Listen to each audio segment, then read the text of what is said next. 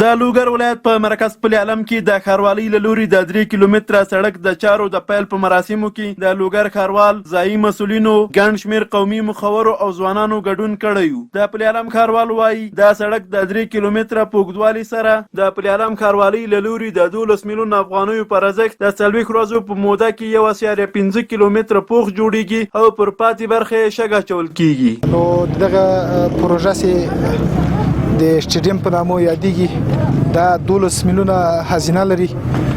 تقریبا دا 3 کیلومتره سړک ده چې په دې کې جویچې جوړول دي، د سړک پخول دي، کانکریټیزي ده او ټول کوڅې دغه ساحل جوړول دي او هزینه د ښاروالۍ له بودیجې نه ورکول کیږي. په ورته وخت کې د پل علم ښاریان د ښاروالۍ له لوري د دې پروژې په تطبیق خوښ دي او د ورته نورو پروژو پر دوام ټینګار کوي. به حساب پروژه ما خیلی خوش هستیم که پروژه هر جای افتتاح میشه جای افتخار است.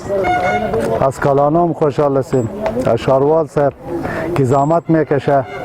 ما میخوایم که در جای همین تو سرکا جور شوه، دویچا جور شوه، خدمت به مردم شوه.